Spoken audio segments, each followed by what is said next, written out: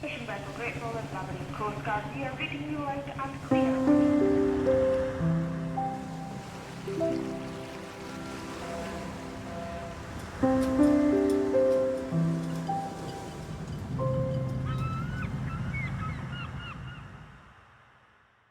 Hello, I'm Julia Gosling and welcome to Seaview's podcast. And today we're talking about safety in the offshore oil and gas industry and offshore wind as well. As always, my co-host is Adam Parnell from Chirp. Hello. Hello, Adam. Welcome.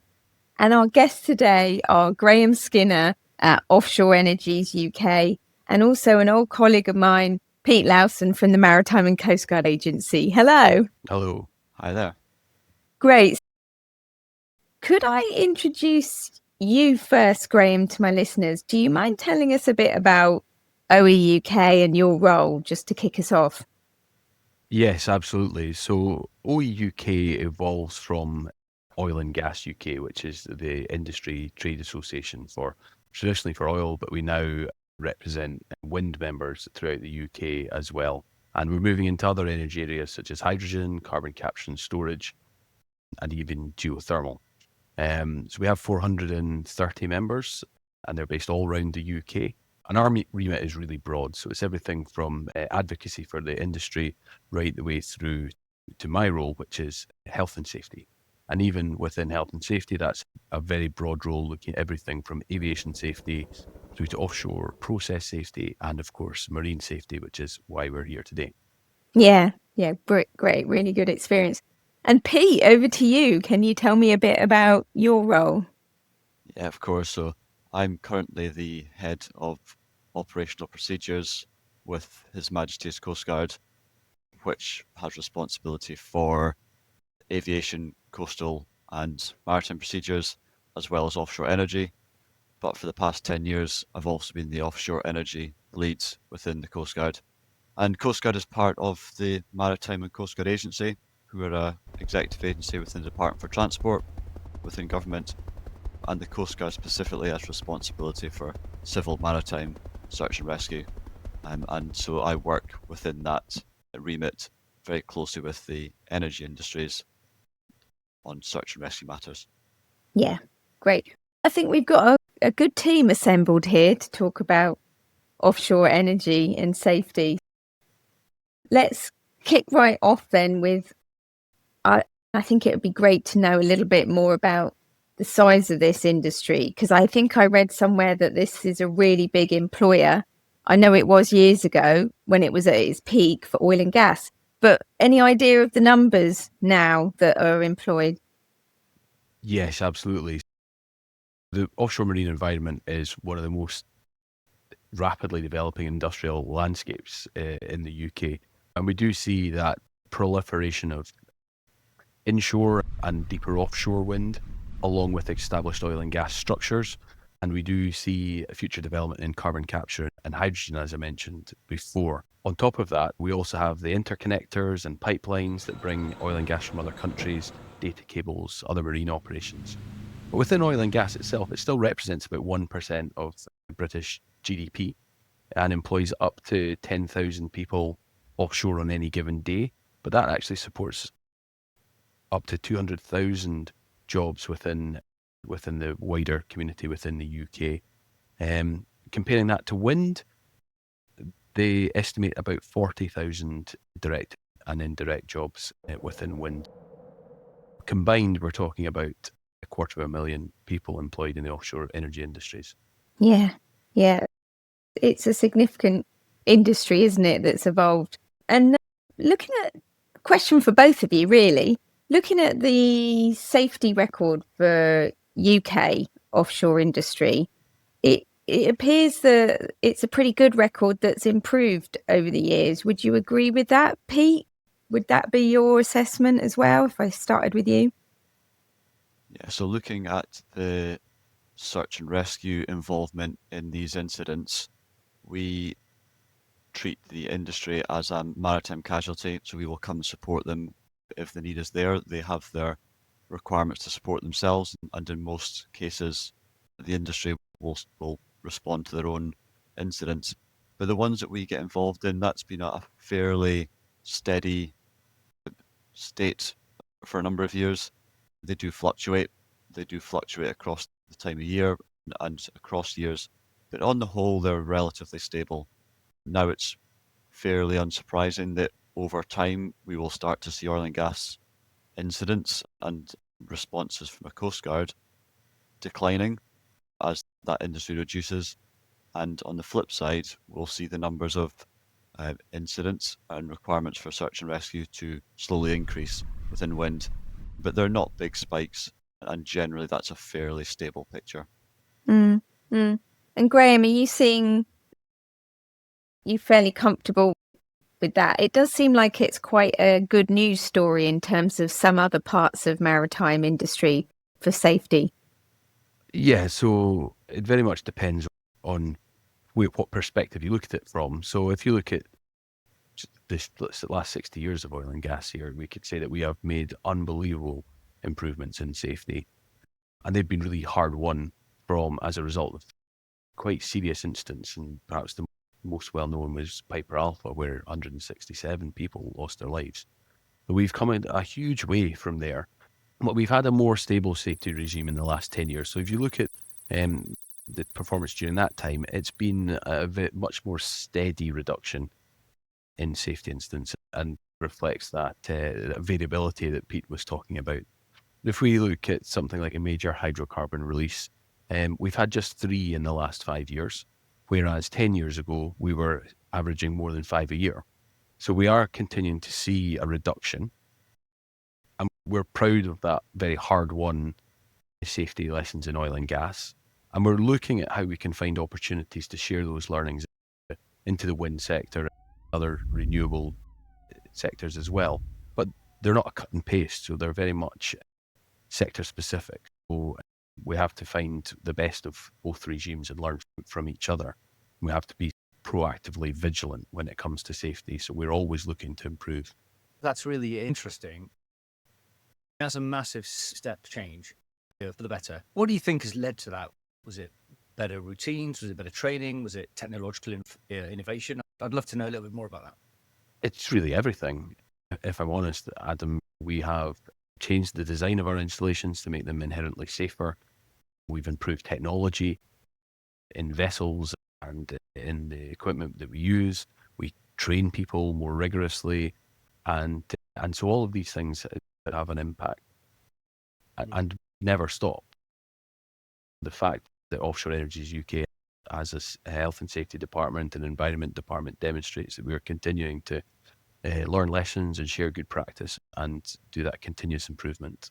And on top of that, as well, as you mentioned, the lessons, because there have been several very unfortunate incidents over the years, and now, thankfully, we see less major occurrences. Those lessons learned are really valuable.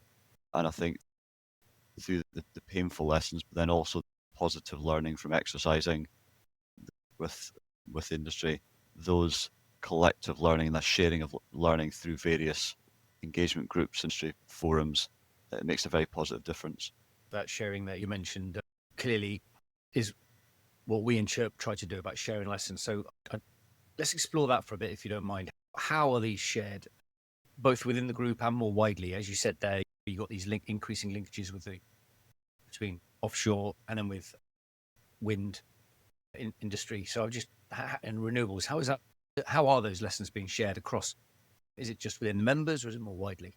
So I think if I can come in on one point to start with and expand on this, there are several well-established groups of cross-industry regulator, emergency service members that are open to sharing their experiences quite shortly after incidents in a trusted environment, so that we can discuss some of those learnings.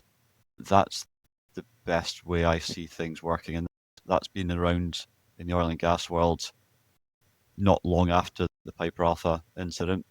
One of the main groups that was set up and is facilitated by police, that's a very positive group. And then a similar group was established within the wind industry that does a very similar thing. And actually just recently, with a lot of support from OEUK, we've established a new website which covers both those groups and a medical one as well. And that's a great way of building that engagement and sharing of lessons learned. And Graeme may come up and talk about some more of the other groups that are around and how some safety bulletins and things are shared. Yes, absolutely. I think one of the key aspects is that whether it's the MCA or the Health and Safety Executive or other regulators, there is a constant dialogue between the regulators and industry, and everyone is striving for the same outcome, which is improved safety. But we also, in addition to the great conversations we have within these work groups, we also try to capture those lessons pragmatically for the future by including them in good practice guidelines.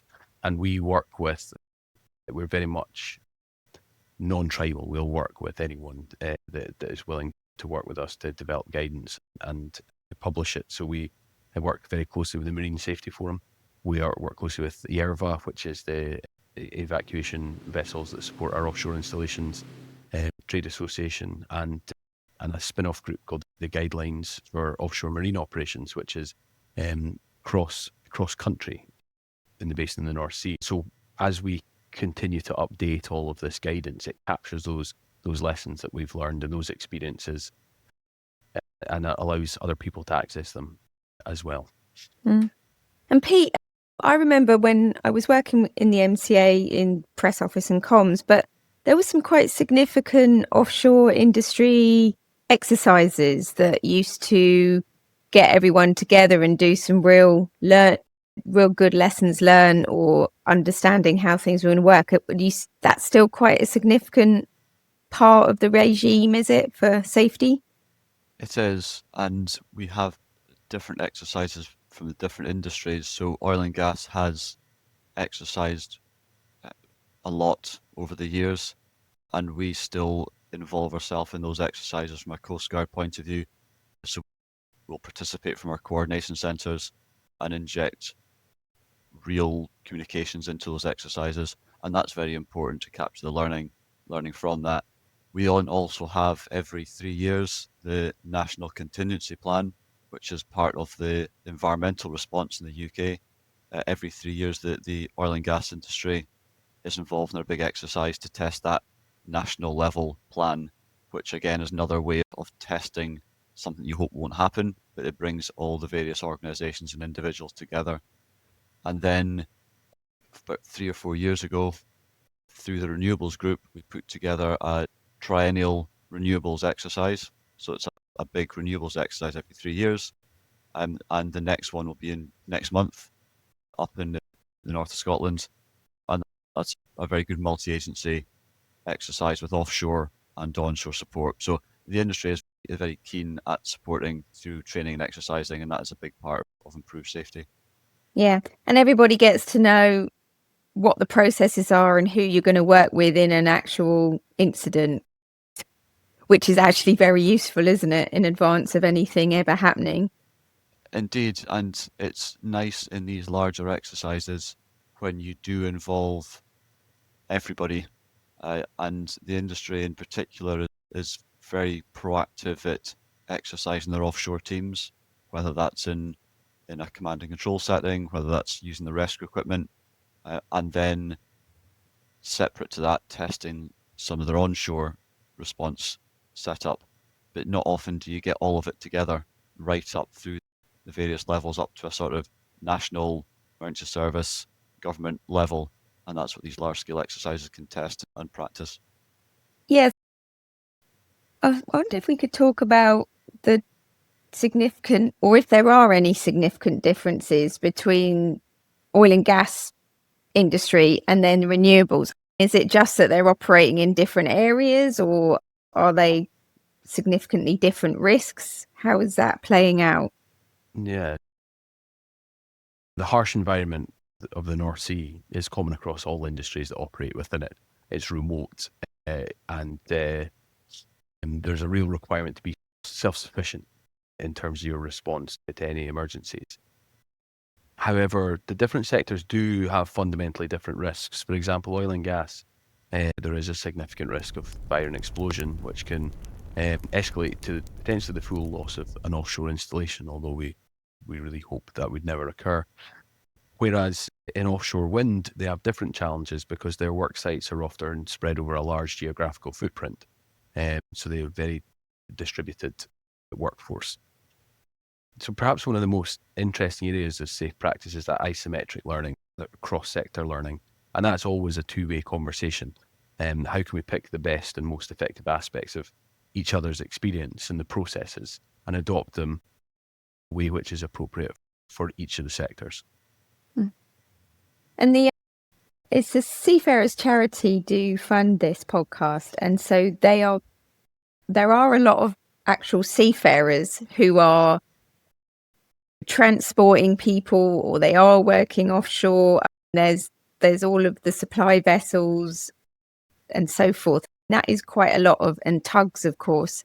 That is quite a significant number of people as well, isn't it, being managed in this industry? Yes, and for many of those seafarers, they will work in both industries and won't really notice a significant change between them, whether they're delivering supplies to an offshore substation that's part of a wind development or going to an offshore installation. That is all common. I'm always interested to hear, like, they seem to operate in a really good state of readiness. Often it's supply vessels and offshore vessels that are responding to other maritime emergencies, aren't they? We saw that recently, didn't we, with that incident in the North Sea with really fast response. Yeah, and it's nice to see some of those teams from that incident getting recognised in some local Northeast awards just recently. So that is a massive support. And one of the roles that I have in the day job is to ensure that new wind farms are built in a way that limits the impact to seafarers and that navigation risk is as low as possible, and that their ability to provide a search and rescue service is maintained. However, the industry also brings with it a lot of support to the UK as a whole. So the likes of these vessels that can respond, aircraft that support, whether that's communications or fuel or medical supplies, that there's a whole host of resource that the industry brings that, yes, they might well become a casualty or be that casualty in an unfortunate incident, but actually they bring a lot of support to the emergency services, which is very much appreciated. And coming back briefly to your differences question in the industry, in many cases those differences are narrowing, and Graeme rightly pointed out that hydrocarbon explosion risk isn't going to change. That's very different, but particularly in construction, you've got heavy lift barges and installations working within wind. You're now seeing floating wind becoming more of a factor, which is bringing installations in parts of the country that we wouldn't have seen them before.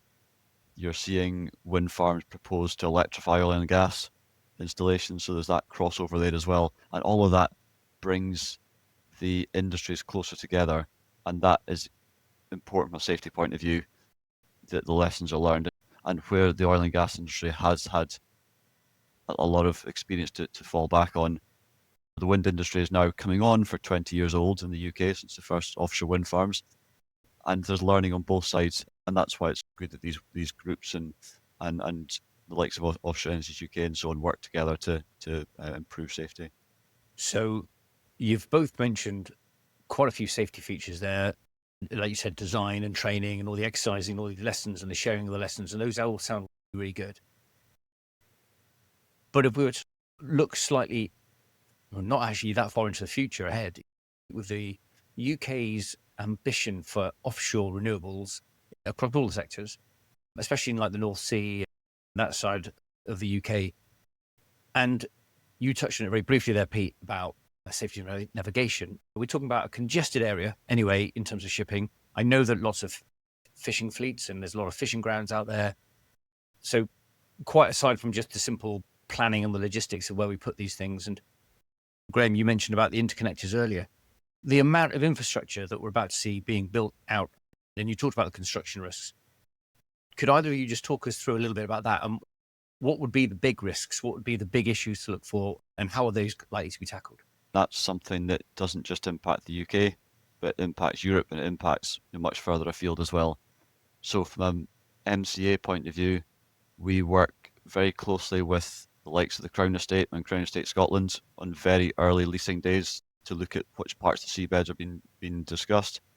For example, one potential area at one point was looking at one of the shallower water areas in the middle of the channel, which is clearly not a favourable place to put a wind farm.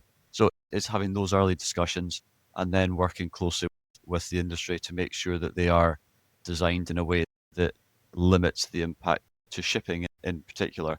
They then work very closely with the fishing industry to ensure that industry is best protected as much as we can. And also looking at in future, you mentioned future options, co-location. So that's where potentially some seaweed farms, which are a big thing upcoming, could potentially be co-located in the footprint of a wind farm.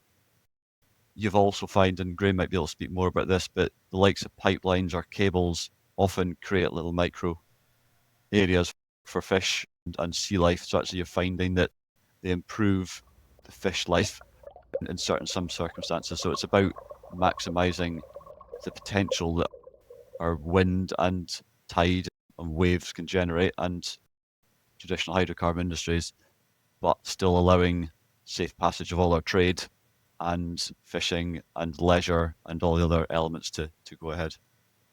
That's really interesting. Graeme, what are your thoughts?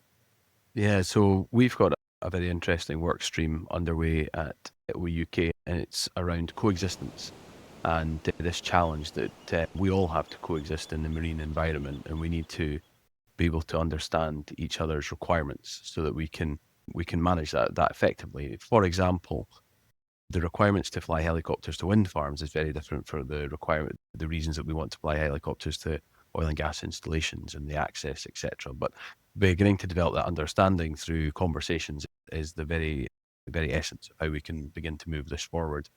Encroachment of wind developments on existing infrastructure is a challenge as well. But by working together to find equitable ways forward, then we can hopefully unlock the potential of offshore wind, but also retaining access to our oil and gas infrastructure, which the Committee for Climate Change acknowledges we're going to be using hydrocarbons up to 2050 and beyond. So it's very important for us that we also continue to have that homegrown energy as well. But we are already identifying risks where it's almost unintended consequences. So if you have a large wind farm with a gap through it for marine traffic, then that also then becomes the place that the cables get laid. And then subsequently, if vessels had to put down an anchor, for example, then you have that knock-on risk. I don't think we've solved that issue yet, but we're very much trying to develop those conversations so that we can be in a much more collaborative and place and coexist together. I'm glad you mentioned cables, because I was going to come on to that just very briefly. Of course, all this offshore infrastructure and things we see in the news, especially around the Baltics and other parts of the world, in terms of cables being snagged, cut, whether deliberately or by a very large series of unfortunate accidents. And I'll leave that to the listener to decide which one that is. But that security aspect must surely be a headache for both of you. Yes, and that's another area which is developing very fast, and we are all trying to keep up with that situation. We had a really interesting conference actually at OEUK last week on security and looking at these challenges, and absolutely our infrastructure that is subsea, especially things like pipelines, interconnector cables that are over hundreds and hundreds of miles, are very difficult for us to monitor and secure all of the time. But actually, our marine community is also a fantastic set of eyes for that sort of thing. So our offshore energies community have been spotting suspicious drones and unusual vessels moving around, and getting that reported into the authorities is very important. But it's not just the sort of perhaps the more remote risk of hybrid warfare, but actually criminals are using the marine space much more than they used to, whether it's trafficking people or drugs. And these inshore structures such as wind farms are becoming much more of interest to criminal elements as well. So offshore security is very important at the moment. And of course, I suppose it's very difficult for you to mitigate against this. But as we've mentioned, security, and you're looking after the infrastructure. We Chirp have received over the last couple of years, not many, but several reports of where transfer vessels, for example, support vessels have literally run into these things for various number of reasons. But it does just go to show the risks that there are out there of that congestion. And of course, I'm just going to move topics slightly. You've talked a lot about the increasing in technology that's happening in both the offshore and the oil and gas, and the offshore and the renewables sectors. But of course, that isn't happening in isolation, because actually for the maritime industry as a whole, there's a huge amount of revolutionary change, really, in terms of AI, autonomy, all these new technologies, new novel fuels. So I'm just wondering, like, how is that indirectly impacting on how you go about your business now, you look ahead? Because we are looking in the relatively near future to vessels which may have few or no crew, operating largely following an algorithm in quite a congested area. We talked about using still quite novel fuels in new ways, which in itself brings risks. So I'm just wondering how that whole gamut of risks is actually interrelating, and how that you're taking that into account.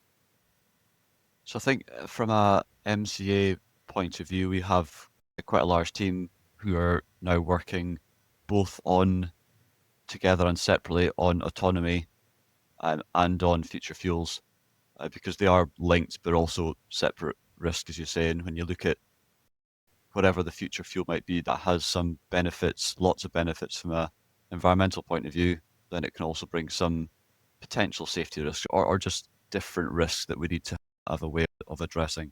So the MCA as a whole are looking at that in a lot of detail. From a Coast Guard point of view, an interesting thing that's been around for a little while, and it's now becoming much more of a current plan and certainly future, is remotely operated rescue craft. So craft that can potentially travel with lean crewed or no crew on board to rescue individuals. And also you mentioned AI, and actually bringing AI much more into search methodology. So if you have somebody or something missing at sea, you can use sensors and cameras with AI technology to search and track individuals in the water far quicker. So it's a much more efficient, much more reliable way than actually somebody physically looking out of a lifeboat or a helicopter to identify things.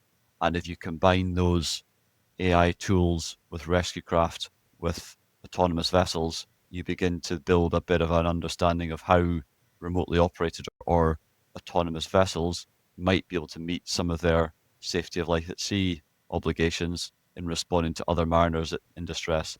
And some of that then links into the offshore energy world with ability. So one of the risks for us, how do we access inside a wind farm to search and or rescue people? Some of this equipment, some of this technology can very much support with that. And it also potentially has security implications as well. And coming back to your last question, if you can put cameras, radar, sensors on wind farms or offshore installations, you begin to build a picture of what's happening with that. And if you can then interrogate that with with artificial intelligence or similar, that becomes quite a powerful tool against many of the challenges we face in future. It's really interesting indeed. Graham, what are your thoughts on that? Yeah, so I'm very excited about the opportunities that this new technology is going to present. I think we're in a great place in the UK with lots of companies developing some fantastic ideas, but also we've got a nice balance between the speed of development and also the, should we say, the pragmatic caution that our regulators have. We have been flying beyond line of visual sight drones, for example, for 8 years now to do methane inspection, and we've been able to develop enough data now that the Civil Aviation Authority will, from the end of this year, allow those drones to fly on a more regular basis, which unlocks a huge number of additional missions, and that's really exciting.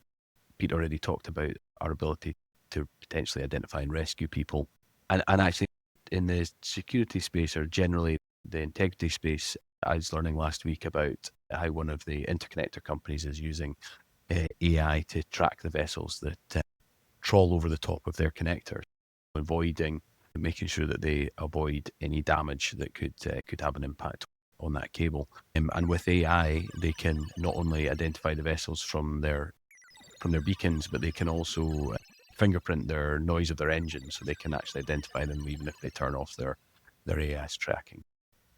These are things which we just couldn't have done before we were able to access this large data in the way that we do. So I think it will present lots of additional opportunities, and if we can get a safety benefit from that as well, that'd be excellent. Wow. Yeah, that's almost a dystopian future, isn't it? We're all being monitored by Big Brother somehow, but at the same time, it's providing safety. So it's I'm not sure how I feel about that. It's both good and yeah, terrifying at the same time. While we're thinking about the future, we're going to have fossil fuels with us for some time. We know that. But climate change, that's the reason why countries are looking at reducing their fossil fuel use. Climate change is already happening. We got potentially different weather already. Is this something you've got to think about? Is this a risk on the radar, as it were? Yes, absolutely. Now, it's important to make clear that offshore energies are really committed to the energy transition, and we really want to see this happen. And personally, as a father, I want to see that as well. It's very important. We do already see the effects of extreme weather, where we're seeing a lot more energetic and a lot more frequent severe storms, for example. Although not all bad weather is the cause of climate change either. We do have a sort of meteorological cycle where you have worse winters and better winters. We can't always demonstrate that climate change is related to these things. But yes, we have had some challenging winters actually, and perhaps Pete might speak to that. But 23 and 24, there was quite a few storms that rolled through that were not just a challenge in the offshore marine environment, but also for all of the families that are at home and living onshore as well. We are looking at severe weather action plans for installations so that, if necessary, certain installations can be effectively evacuated prior to a very big storm coming through. And the sort of margins of safety we have is for 1 in a 10,000 year storm. We think these are very unlikely to happen during the time that the industry is out there, but we're always prepared for the worst to make sure that we can get people home safely. Many of the energy vessels that will respond can head for port when a storm is inbound. Those on-us installations, other than what Graemes mentioned in terms of that proactive reduction in personnel, are somewhat limited with their ability to come back if there's a storm inbound. But the work industry has done to address that is very good, and there's some the plans that are in place are effective. From a Coast Guard point of view, we can and have supported in incidents that have had potential impacts, because we don't want to see anybody left in a place they might be at risk, so we can respond in an emergency situation to bring these people back. But it's a case of, as I say, working together and monitoring the forecast, understanding what resources are available, and ensuring that everybody is in a safe place even when these storms hit. But as Graeme touched on there, we've had several fairly sizable storms over a relatively recent period, nothing to the scale that the worst that will have a big impact, and these installations are designed to deal with them very well. And it's only if that very exceptional weather comes through that you might look at that being a worse scenario. And what about the future for oil and gas in the North Sea? If we're going to see a lot more decommissioning and it's a transition period, does that have its own impact? Does that mean that there's potential for, I don't know, less profit and potentially less of a quality safety regime? I'm just playing devil's advocate here. So it's always a concern. The safety is an expensive business, and to do it well, to have your equipment and everything is expensive. But it's always been clear that for companies to operate in the North Sea, they need to abide by the law and they need to comply with good practice. And that's how they demonstrate that compliance with the law. we wouldn't expect to see a decline in safety as a direct result of the current financial situation or as installations move towards decommissioning. But there is certainly a challenge in terms of saying how can we do things differently and can we do things more efficiently, and actually evolving with the environment, and things that we did that were really important 30 years ago might not need to be continued today, and we might find other ways of doing things. And we already touched on things like AI as a way of unlocking efficiencies and whatnot as well. We are currently undergoing a consultation with government around the future of the North Sea, so it very much is a political decision to decide how much longer we continue with operations out there and how quickly we make the energy transition. And I think the similar sort of face the up and coming industries as well, with like renewables, because of supply chain concerns, materials, taxes, all the other things that are on the rise.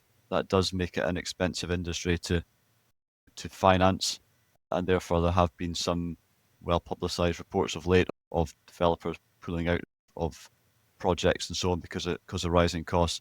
But as Graemes says, that can't be at the cost of safety. And ultimately, if organisations build a good safety regime into their project from the start, a safe workforce is an efficient one, and that's always going to win over anything else.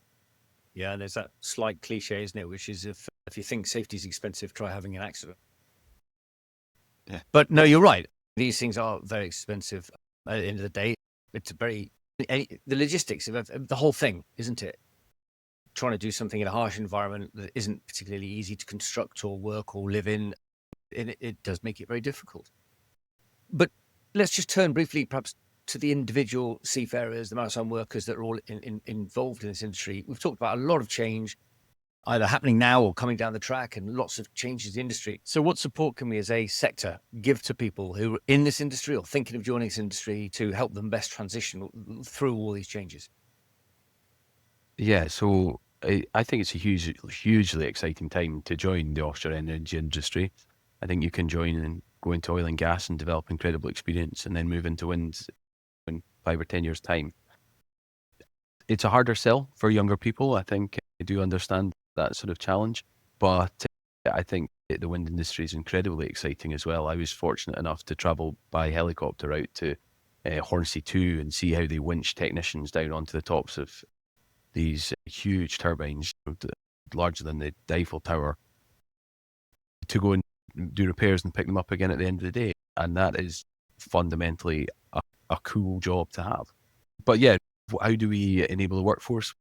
That's one of the areas that OEUK are doing a lot of work with. We're looking at a skills passport so that individuals can take their skills from one industry to another. And actually, we see the workforce moving to wind and back again for a lot of our supply chain, whether it's fixing gearboxes or doing electrical work, installing fire and safety systems. We already have quite a transient workforce, but we need to continue that. And then there's other areas such as the offshore medical, which I think is very important for offshore workers' health. We have one in oil and gas, and we're just about to launch one in collaboration with the Energy Institute and G+ in the UK for wind workers as well. That's a great area of collaboration, and an area which, again, hopefully that will ultimately allow workers to go for a single medical, regardless of which sector they're going to work in down the line. Lots of positives, but it's not always easy. It's not always been easy to get agreement, and I think the more we learn about each other from both sides and both sectors, the more common ground we're finding. But there's been false starts, and there's been difficult discussions. I think we just need to continue to put all our energy behind trying to move all of these cross-sector projects together. Fascinating. So, Pete, I always let my guests have one last question, and I do like to know if there was anything you could change. If you could make one change for maritime safety, what would it be? It's a really good question, and it's something that I could likely come up with a number of different answers on slightly different topics. But the one that does stand out for me, and it's something we've actually touched on throughout the episode, is around exercising training and exercising, but particularly exercising. And it's something that the industries have been very good at, but I would love to see more of it and more support from across a project, across a whole organization to get involved and to really invest in the value of your people getting exposed to real life examples, challenging examples that test you regularly. And if you just look at some of the other regulated industries, like the aviation industry, for example, they're regularly training and exercising. And while the industry does that well, I would like to see that done in a wider and more involved manner, having Brilliant. projects and organizations getting deeply invested in that. Excellent. Okay, Graham, you get the same privilege. What's your one change for maritime safety? For me, I really don't think that there's one big change out there that's going to make a fundamental difference, if I'm honest. I think Well, you can't shoehorn in 5, I'm afraid. I think the biggest impact we can have is to continue to try and do it all, because actually the expectations we have for safe operations, the reading the procedures before you do the job and preparing for the job properly and executing it and remembering to stop and make sure that you're still on track, keeping a track of the conditions, making sure that you're keeping watch. All of these things are particularly challenging at the moment. There's distractions, there's everyone's busier than ever, and we're working in more complex environments. So I really think that looking at operational integrity and operational excellence is really the way forward. So that really is around doing it all and trying to do it all well. And those will result in incremental changes that will have a fundamental impact on the safety outcomes. Okay, great. Thanks. That's really interesting to get those answers, different perspectives. I love that's one of the great things about this podcast is we meet a great range of people and we have some really interesting conversations. So thank you very much. So that's the end of our Seabuse podcast. And after a fairly calm ride out in the North Sea today, we're leaving the bridge and heading back to shore now. Fishing vessel Great Falls, Maritime Coastguard, we are reading you out and clear.